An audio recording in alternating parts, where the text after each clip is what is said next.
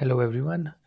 In this video, we are going to look at the maximal square Leetcode problem, where we have given an input of a binary matrix filled with zeros and ones, and we need to find the largest square containing only ones and return the area. So this is the example they have given us. So if you see, we have a square of size 2 cross 2, and we return 4 as the area, right? So that's what we have to solve.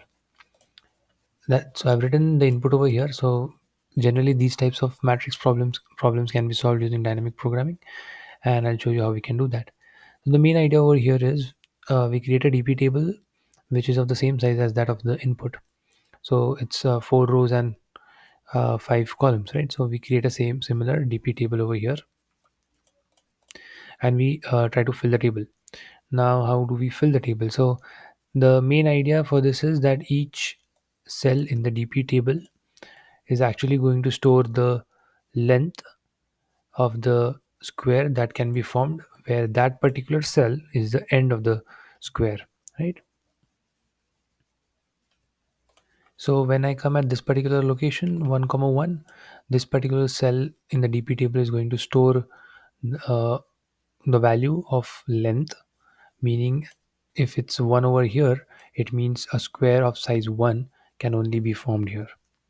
Okay, so if it's 2, then it means a square of size 2 is can be made over here, and that would be the length, right? That's the maximum. But how do we get that? So let's understand what happens when you are at the first row and the first column. So if you are at the first row, and if it's a 1, you need to know how big of a square can you make, keeping this particular position, which is 0 comma 2, as the end of a square, right? So this is the square. Assume this is the end of a square of this particular green box. That's how we are going to calculate. But if you are in the first row, you cannot go up or you cannot go diagonally. So this particular square is the only square that we can make, which is 1. That's why it becomes 1. So you can initialize your DP table like with all zeros. And what you can do is, if it is the first row or the first column and you find a 1, then you just keep it in the DP table as 1 itself, because that's not going to change, since we cannot go move up or behind or anywhere. Okay, so I get 1, so it's going to be 1. If it's 0, we ignore that, then 1 again, 0 0. Same will do for uh, column as well. We find a 1, but that's going to be it, right? So 1 again, 1 again, 1 again, right? All right, so that's how we uh, start. Initially everything was 0, right? Now we're just replacing it with 1 and 0 if the column is the first, or this, and the row is the first. Okay, now we need to actually fill it. So at this particular location we have 0, so we can't make a square, but we move over here. So we are at this position now.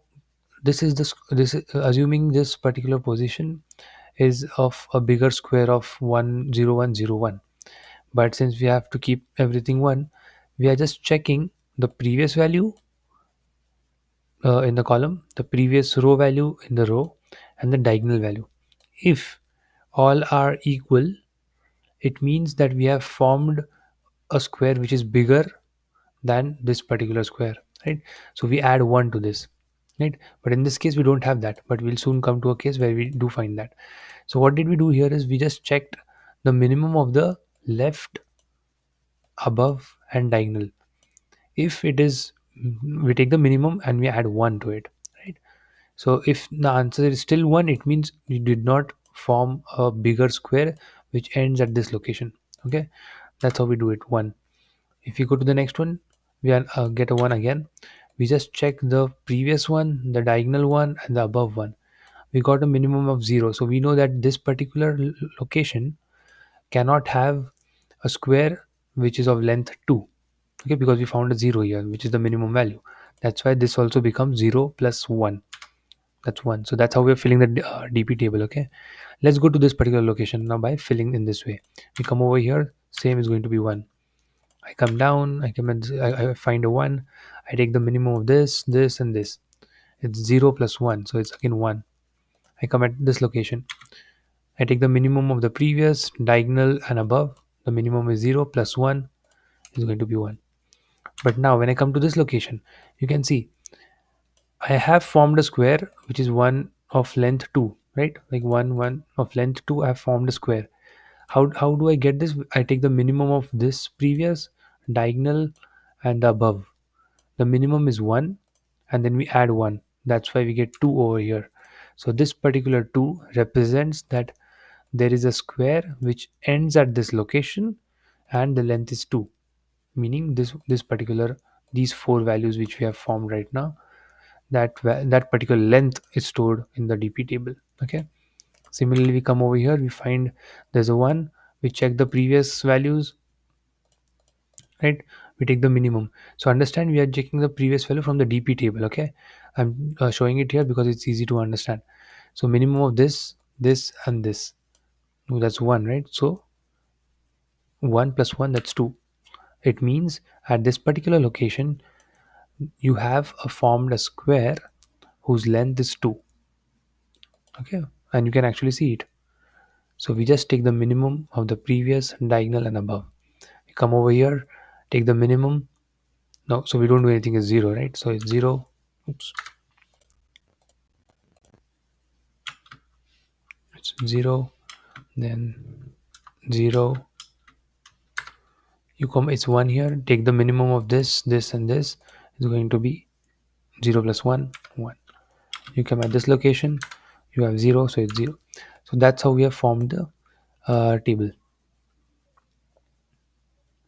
And how do we calculate the biggest one? We just take the maximum of the dp table till now, and then we return the square since we are finding the area, right?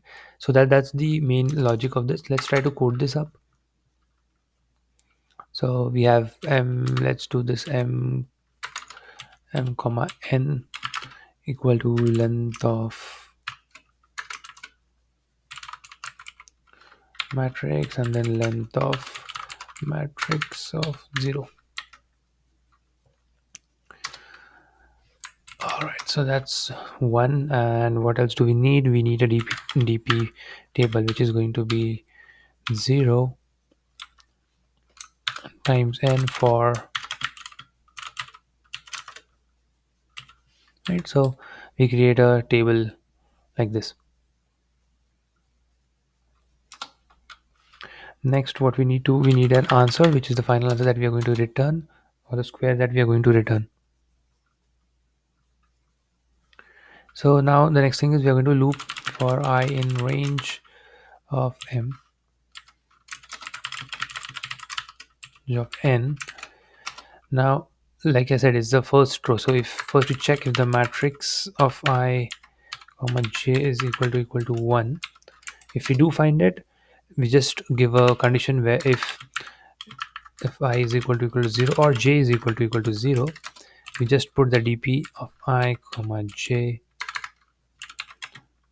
equal to 1. Okay, meaning we can't, that if it's the first row or the first column, that's going to be the maximum square that we can get, right? Because we can't go diagonally up. That's why. Else, if you're somewhere else, we just update the value of dp of I comma j. Like I said, we do the minimum. So you're, let's assume you're at this location, right? You take the minimum of the previous dp values. Minimum of dp of I minus 1, that would be the previous row, comma dp of, let's do the previous column, I comma j minus 1, and then it would be dp of diagonal I minus 1 j minus 1. You take the minimum of this and you just add 1. Okay, so that's how you would get the 2. So minimum, you are at this location, you know that this is a square, you check the previous from here, it was 1 1 1, and we got a square. If we had a square which these terms were also zeros, understand we would have a 2 over here already. So when you come over here and check, the minimum would have been 1, and we could get the value 3, making this particular 3 cross 3 as the biggest square of ones, right?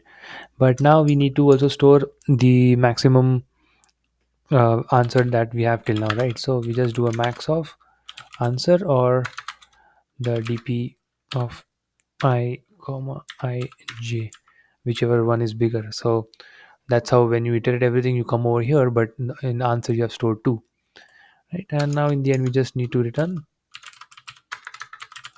the answer, which is the square, the area of that particular square, right? So let's try to run this and check. Commented, submit. Okay, passed, submit.